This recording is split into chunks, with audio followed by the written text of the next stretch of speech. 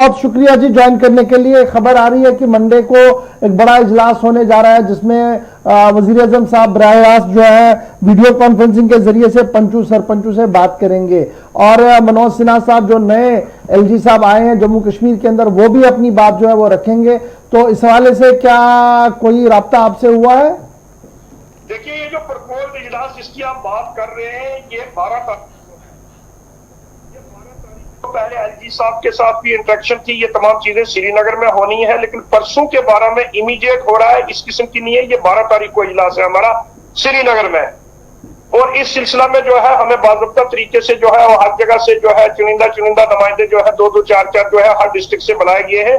श्रीनगर में इकट्ठा होना है, वहां पर तमाम गवर्नमेंट होगी, तमाम कमिश्नर सेक्रेटरीज होंगे, तमाम गवर्नमेंट के जो जितने भी एहलकार हैं सरकार चलाने वाले, इनकी मौजूदगी में पंचायत के लीडरान के साथ इंटरेक्शन वहां पर होगी। शफीक मीर साहब, इससे कबल भी आप दाखिला वजीर से श्रीनगर के अंदर मिले जब एब्रोगेशन ऑफ आर्टिकल 370 हुआ था, मामला जेर बहस लाए गए, उससे लेकर आज तक 1 साल का वक्त हो गया है। क्या कोई पेशरफ्त आपको नजर आई? क्या कोई सहूलियत या कोई ऐसा कदम मरकजी हुकूमत या वजारत दाखिला की तरफ से उठाया गया जिससे आपको लगे कि ये जो पब्लिक रिप्रेजेंटेटिव्स है हर गांव के अंदर वो जना मजबूती के साथ आगे बढ़ रहे हैं?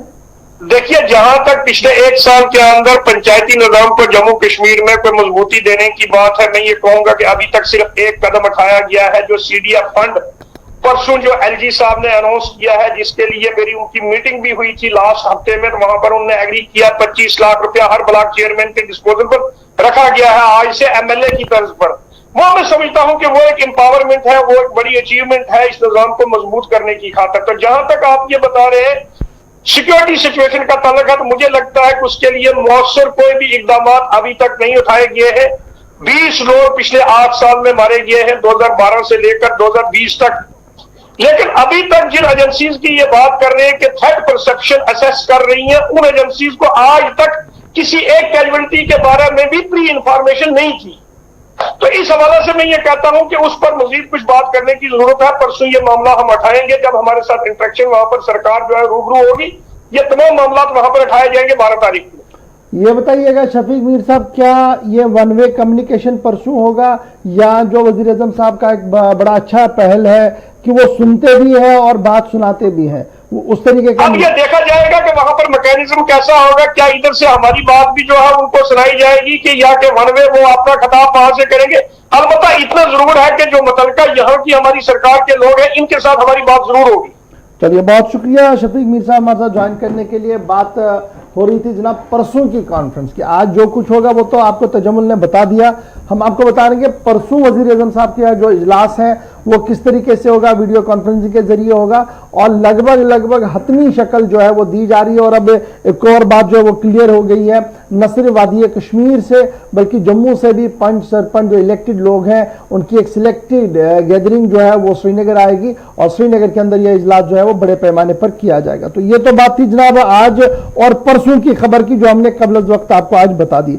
अब जरा बढ़ते आगे और बात अस्पतालों की करते हैं। बात अस्पतालों की भी इसलिए इंपॉर्टेंट है क्योंकि कोविड-19 है और ये दोनों खबरें साथ साथ हम आपको बताएंगे कि कोविड और अस्पताल का चोली दामन का साथ है। सबसे पहले कोविड की बात हम आपको बताएंगे कि कोविड-19 की वजह से किस तरीके की सूरत हाल जो है वो इस वक्त हमारे सामने है। बिल्कुल, मुल्क के अंदर मुतासरीन की तादाद इस वक्त 20 लाख के पार पहुंच चुकी है और 21 दिनों के अंदर 10 लाख लोग कोविड-19 के पॉजिटिव पाए गए हैं। ये पूरे मुल्क का जिक्र हम कर रहे हैं और जम्मू कश्मीर की जब बात आती है तो 23,000 के पार मरीजों की तादाद इस वक्त पहुंच चुकी है और इससे भी तशवीशनाक सूरत हाल जो आखिरी इतलात मिल रही है, अब तक जो 20,000 के पार इस वक्त मुतासरीन 20 लाख के पार मुल्क के अंदर पहुंच चुकी है। तो जम्मू कश्मीर के अंदर 446 मरीजों की मौत अब तक कोविड-19 की वजह से हो चुकी है। कोविड-19 की वजह से पैदाशुदा सूरत हाल के बीच अब तक मुल्क की बड़ी रियासतें जहां पर सबसे ज्यादा केसेस आए हैं, 3 रियासतें ऐसी हैं जहां पर सबसे ज्यादा इस वक्त परसेंटेज देखी गई है, महाराष्ट्र, आंध्र प्रदेश और उसके साथ साथ केरला के अंदर जहां पर फर्स्ट स्टेज में सबसे ज्यादा केसेस आए। उसके बाद जुलाई 16 से अब तक लेकर जो पिछले ये 15 से 20 दिन गुजरे हैं, यानी करीब 20 दिन हो चुके हैं, 42% तक नए केसेस जो हैं वो आंध्र प्रदेश, कर्नाटक, उत्तर प्रदेश, वेस्ट बंगाल और बिहार से आए हैं। इस वक्त जो लेटेस्ट फिगर्स है हमारे पास, एक बार फिर तादाद पहुंच चुकी है 20 लाख के पार। 21 दिनों के अंदर 10 लाख लोग मुतासिर हुए हैं और 9 दिनों से आज मुसलसल ये 10वां दिन है जब 50,000 या उससे ज्यादा केसेस मुल्क के अंदर सामने आए हैं। 62,088 नए केसेस जो हैं, जो सबसे हाईएस्ट इस वक्त रहा है मुल्क के अंदर एक दिन में, यानी 24 घंटों में जो केसेस आए हैं वो 62,088। आज की बात नहीं है, पिछले 10 दिनों के अंदर या अभी तक के फिगर्स हैं उनमें 62,000 हाईएस्ट है। और अब जो नया डॉक्यूमेंट है, सरकारी आदादोशुमार है, उसके मुताबिक इस वक्त 2.27% का इजाफा नए केसेस में देखा गया है और हर गुजरते दिन के साथ जो पिछले केसेस आ रहे थे उसको इस वक्त हर गुजरते दिन की तादाद ओवर रेट करती जा रही है। कल अगर 50,000 आए थे, आज 51 और कल 52 तक पहुंचेंगे। ये सिलसिला इस वक्त मुल्क के अंदर बना है और 3 रियासतें सबसे ज्यादा मुतासिर, जहां पर महाराष्ट्र, आंध्र प्रदेश और उत्तर प्रदेश के साथ साथ अब चौथी रियासत इसमें, जहां पर इस वक्त वेस्ट बंगाल और बिहार के अंदर भी केसेस आना तेजी के साथ शुरू हुए हैं। और उत्तर प्रदेश के अंदर जो इस वक्त केसेस आए हैं उससे मुल्क की तादाद बढ़कर इस वक्त 62% तक पहुंच गई है नए केसेस की, यानी अब रिकॉर्ड टूटा है यहां पर अमेरिका का। 60.2% केसेस या 10 लाख जो केसेस रिपोर्ट किए गए थे वहां पर, वो सिर्फ 50 से 55 दिनों के अंदर आए थे। लेकिन हिंदुस्तान के अंदर आप देखिए कि किस कदर वायरस ने अपनी लपेट में पूरे मुल्क को लिया है।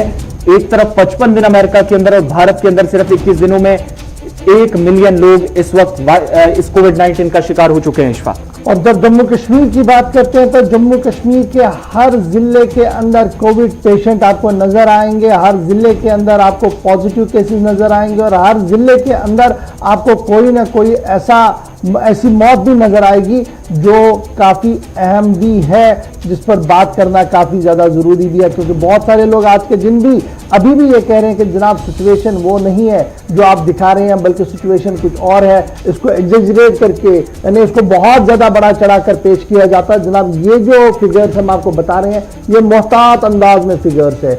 आज़ाद जराया कह रहे हैं कि इससे ऊपर ज़्यादा फिगर्स है। और जम्मू कश्मीर की सूरत हाल ये है, जब आप डॉक्टरों के साथ ऑफ द लाइन बात करते हैं, यानी जब कैमरा क्लोज होता है, तो इस तरीके की खबरें सामने आती है कि होश हमारे उड़ जाते हैं और 10 बार हम सोचते हैं कि इस खबर को ले न ले, क्योंकि इतनी ज्यादा सेंसिटिविटी उन खबरों के अंदर जो वो होती है। लेकिन बड़ी खबर हम आपको दूसरी भी बताते हैं, और खबर आपको बताते हैं जम्मू कश्मीर के अस्पतालों के अंदर ऑक्सीजन सप्लाई कम हो रहा है।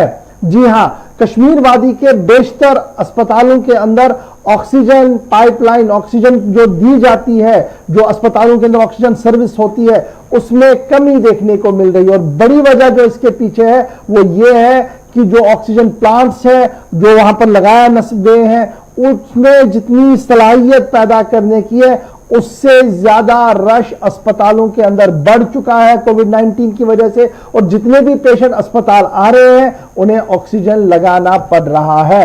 एक वो पेशेंट जो कोविड-19 है, दूसरा वो पेशेंट जो मेडिकल इमरजेंसी में है, और तीसरा वो पेशेंट जो ऑपरेशन थिएटर के अंदर है, और चौथा वो पेशेंट जो ओवरऑल अस्पताल के अंदर है जिसको ऑक्सीजन की जरूरत है।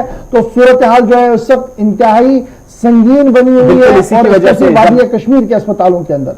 बिल्कुल, जम्मू कश्मीर का जब जिक्र हो रहा है तो इस वक्त सरकार की तरफ से जो इकदाम उठाए गए हैं तो सरकारी खजाने पर भी कितना बोझ रहा है वो भी जरा आपको बताते चलें। इस वक्त आप अपनी टीवी स्क्रीन पर कुछ आंकड़े भी देख रहे हैं सरकार की तरफ से, या जो अब तक जम्मू कश्मीर इंतजामिया की तरफ से पैसा खर्च किया गया है। 200 करोड़ से ज्यादा रुपए इस वक्त जम्मू कश्मीर के अंदर खर्च हुए हैं। टेस्टिंग मशीनों के लिए ही 100 करोड़ से ज्यादा रुपए खर्च हुए हैं, लेकिन सभी टेस्टिंग मशीन अभी तक नहीं पहुंची हैं।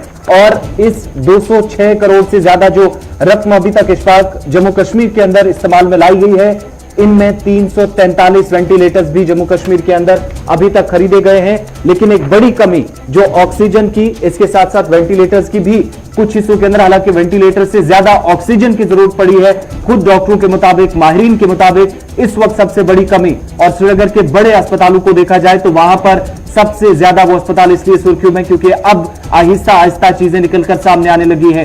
100 करोड़ से ज्यादा रकम खर्च हुई सिर्फ टेस्टिंग मशीन पर जम्मू कश्मीर के अंदर।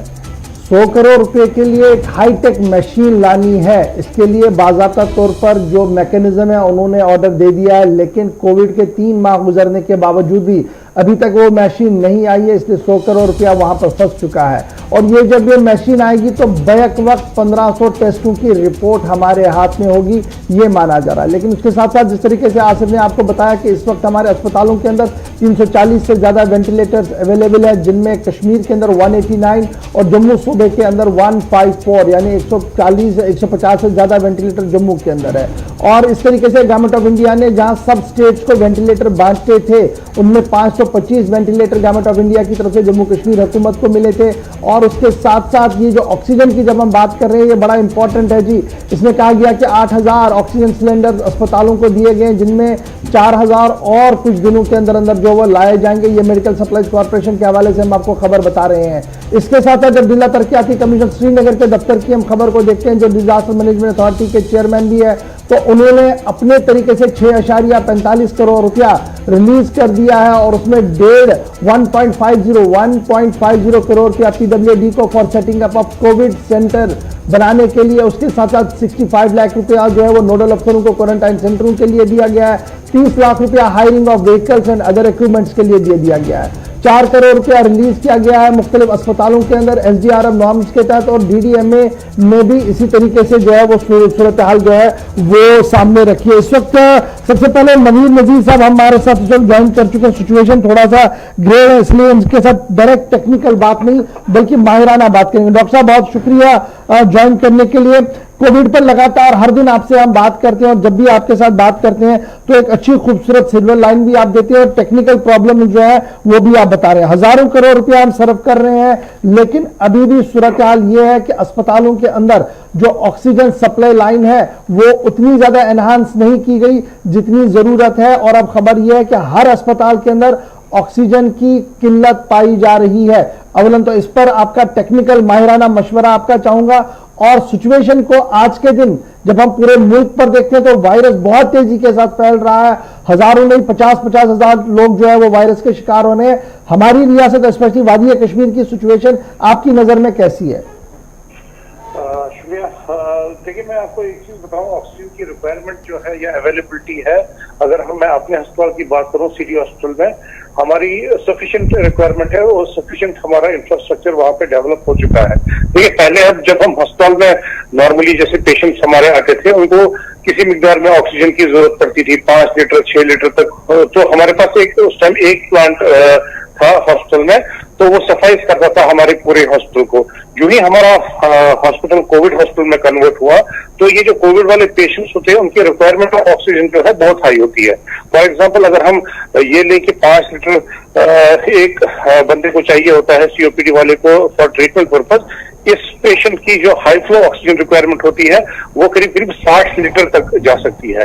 तो आप खुद अंदाजा लगा सकते हैं कि जिस बेड पे हमें 5 लीटर ऑक्सीजन देना होता था, वहां 60 लीटर तक हमको सप्लाई करने की जरूरत पड़ सकती है। सो अगर हम देखें तो रिक्वायरमेंट जो है वो अनप्रेसिडेंटली काफी हाई हो चुकी है। तो इसी को देख के जब हमारा अस्पताल कोविड अस्पताल में चेंज हो गया, तो उसी टाइम हमारा जो एक जीबी पंत हॉस्पिटल का ऑक्सीजन कंसंट्रेटर आ रहा था, वो उस time instead of GB Pant हमारे हॉस्पिटल में इंस्टॉल किया गया और उससे हमारी जो रिक्वायरमेंट थी वो काफी हद तक फुलफिल हो चुकी है। हमारे वेंटिलेटर्स भी उस पर चल रहे हैं और हमारे बाकी जो वार्ड्स हैं, जितने भी हमारे बेड्स हैं, वहां पे हमें हर किसी बेड पे ऑक्सीजन पॉइंट अवेलेबल है। उसके अलावा अगर इनकेस ऑफ खाना खासा कोई ब्रेक डाउन होता है, तो उसके लिहाज से भी हम देख सकते हैं कि हमारे पास जो J&K मेडिकल सप्लाईज कॉर्पोरेशन है, वहां से भी काफी तादाद में एक तो ऑक्सीजन कॉन्सेंट्रेटर्स भी हमारे पास आए हैं और ऑक्सीजन सिलेंडर्स जो बल्क सिलेंडर्स होते हैं वो भी हमारे बैकअप के लिए अवेलेबल है।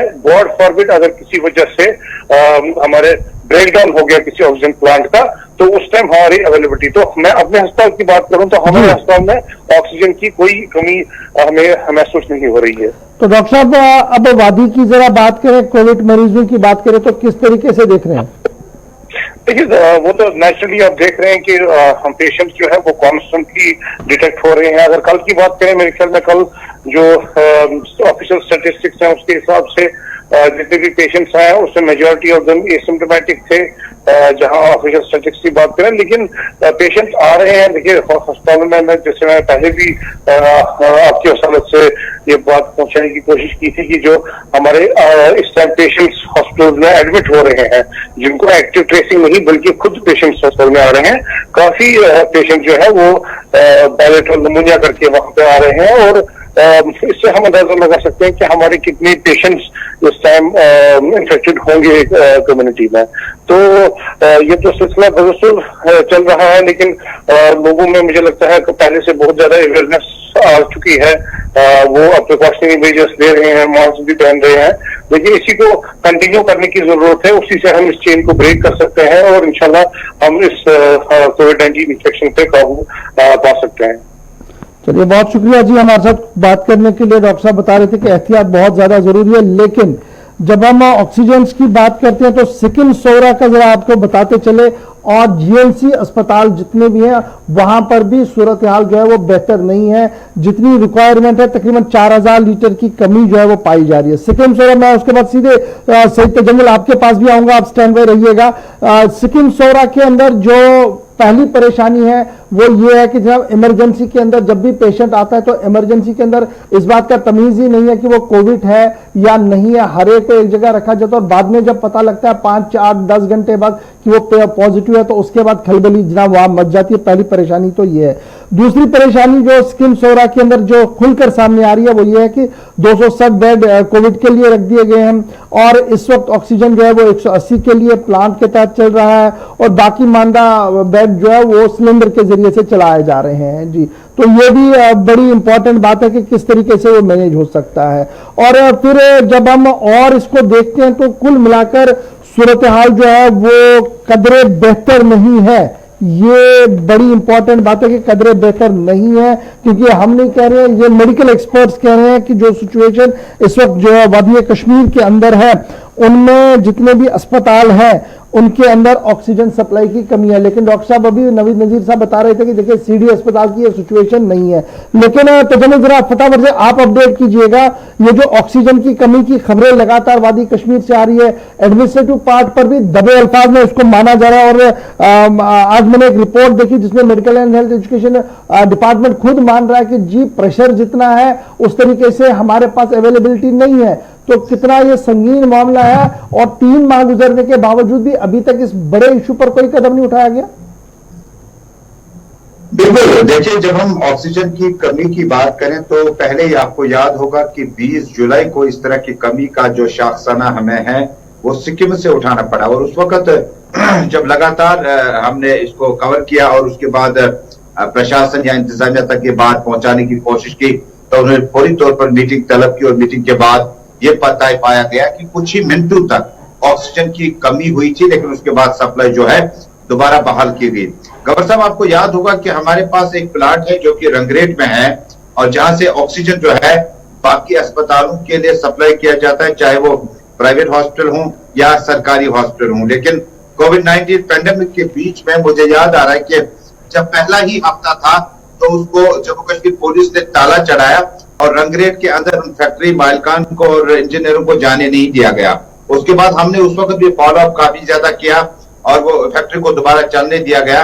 यानी कम्युनिकेशन गैप जो रहा, जब इस सप्लाई को यहाँ से कहीं ना कहीं अपने हॉस्पिटल तक पहुंचाना था तो इसको आपने फैसिलिटेट करना था, इसको एस्कॉर्ट मिलना चाहिए था। जिन एस्कॉर्ट्स को लेकर आप मिनिस्टरों और बाकी ब्यूरोक्रेट्स के साथ रहते हैं, इतनी जरूरत है, इतनी इमरजेंसी में आपको उसे पुलिस प्रोटेक्शन देना चाहिए था ताकि इसको रास्ते में कोई सीआरपीएफ की टीम ना रोके या दूसरी एजेंसी की। जब हम सोगरा पहुंचे तो सोगरा में हमने देखा जो कि हॉस्पिटल बड़ा है, अभी तक हॉस्पिटल में 25% पेशेंट ऐसे थे जिन्हें ऑक्सीजन की जरूरत पड़ सकती थी और जो कि ज्यादातर लोग जो है बीमार थे काफी टाइम से। हालांकि एस्थमेटिक और रेस्पिरेटरी मुश्किलात में जो लोग हैं वो सीडी हॉस्पिटल में हैं। लेकिन एक बात आपको साफ बताऊं, जिस तरह से आप अभी गिना रहे थे कि कितने हमारे पास इस वक्त वेंटिलेटर्स हैं और कितनी फराग दिलाना इमदाद हमें मरकजी सरकार की तरफ से मिली, लेकिन इसके बावजूद भी मुझे याद आ रहा है कि जब हम सीडी हॉस्पिटल में जाए तो आपको बेड मिलेगा लेकिन ऑक्सीजन की कमी होगी, यानी आपको वेंटिलेटर नहीं मिलेगा। आप जेबीसी जाएंगे, वहां पर वेंटिलेटर मिलेगा लेकिन बेड नहीं होगा। अब डॉक्टरों ने और इंतजामिया ने क्या किया कि जो कोविड-19 पॉजिटिव केस होगा उसको नई गाइडलाइंस के मुताबिक होम क्वारंटाइन रहना होगा और घर में ही उसको रखा जाना चाहे। मुझे बताएं कि जिस शख्स के लिए अस्पताल में मुतबादिल अल्टरनेट के तौर पर आपके पास ऑक्सीजन की कमी है तो घर में वो किसके सहारे जिएगा। लेकिन जब हम इन अस्पतालों में मरकज की तरफ से फंड्स की बात करते हैं 102 करोड़ और उसके बाद कई करोड़ और ऑक्सीजन किट्स वगैरह जो है बांटे गए हैं और वेंटिलेटर्स लगाए गए, मुझे लगता है कि हमें इन ऑक्सीजन किट्स को गिनने से बेहतर देखना होगा कि हमने क्या इसका पालन किया लॉकडाउन का। बिल्कुल, जो कैपेसिटी है उस पर भी पूरा इस वक्त नजर रखी जानी चाहिए। अब आपके पास भी आएंगे कि इस वक्त कल भी हमने देखा कि जो जराये के हवाले से हमारे पास खबरें पहुंची कि 4000 लीटर जो पर मिनट हमारे पास इस वक्त जम्मू कश्मीर के अंदर स्पेशली वैली की जब बात हो रही है तो ऑक्सीजन की कमी है। इसकी भरपाई होना क्या इतना आसान है? पहले से तैयारियां कहीं पर इस एंगल से नहीं थी कि हमारे पास ऑक्सीजन की इतनी जरूरत आने वाले वक्त में पड़ सकती है, या फिर इस वक्त मरीजों का रश अस्पतालों के अंदर बढ़ रहा है, डिमांड बढ़ रही है तो उसकी वजह से भी एक प्रेशर बिल्ड हो रहा है एडमिनिस्ट्रेशन पर? देखिए आसिफ, जिस तक आप ऑक्सीजन के हवाले से बात करें, सरकार ने इसके लिए पैसा भी वागुजार किया है। मुख्तलिफ अस्पतालों को जो रुकुमात दी गई है, अभी पता नहीं चल रहा है कि वो रुकुमात खर्च क्यों नहीं किए जा रहे हैं और ऑक्सीजन जो इंपॉर्टेंट जो कंपोनेंट उसमें था लाने के लिए वो क्यों नहीं लाया गया, ये एक सवाल है। दूसरा ये कि जहां आपने कहा कि पेशेंट्स की जो तादाद है, रश है, वो बढ़ रहा है, क्या सरकार तैयार नहीं थी इस सब के लिए? क्योंकि कोविड जिस तरह आपके जो केसेस बढ़ रहे हैं, दिन ब दिन बढ़ रहे हैं, तो एडमिनिस्ट्रेशन इसके लिए प्रिपेयर नहीं थी। अब जो एडमिनिस्ट्रेशन ने फैसला लिया कि होम क्वारंटीन किया जाएगा, देखिए हॉस्पिटल में वही लोग हैं जिनको मल्टीपल डिजीज है, अब उसके साथ साथ कोविड है, बाकी जो भी पेशेंट है उनको होम क्वारंटीन रखा गया घरों में। उसके बावजूद भी अगर प्रॉब्लम सामने आ सकती है तो फिर तो ये फेलियर है एडमिनिस्ट्रेशन का, ये फेलियर है सरकार का। क्योंकि आप कोविड पेशेंट्स को पेशेंट में आपकी सर्जरीज जो है वो बंद पड़ी है, आपका ओपीडीज बंद पड़ा है, तो उस वजह से हम कह सकते हैं कि उतना रश भी अस्पतालों पर नहीं है। अगर हम मैं आपको रोक रहा हूं थोड़ी देर में दोबारा आपके पास आएंगे। अब जरा क्योंकि 9:40 हो रहे हैं जी, थोड़ा 9:32 तक हो गया है, 9:40 के आसपास कोशिश करेंगे कि आपकी कॉल्स आज ले पाए। कल हम नहीं ले पाएंगे, आप कॉल करेंगे, बात दो तरह से आप करेंगे। एक जो मौजूदा सूरत हाल है इसमें आपकी और हमारी जिम्मेदारी क्या है और अपने इलाके के मसाइल भी आप उठाएंगे, दोनों तरफ से बात करने की आज कोशिश करेंगे ताकि हम दोनों पहलुओं पर एक साथ आगे बढ़ सके। इसलिए मुझे उम्मीद है आप कॉल करेंगे। छोटे से ब्रेक के लिए रुक रहे हैं, ब्रेक के उस पर आएंगे, खबर भी बताएंगे और आपकी फोन कॉल्स को भी शामिल प्रोग्राम जरूर करेंगे।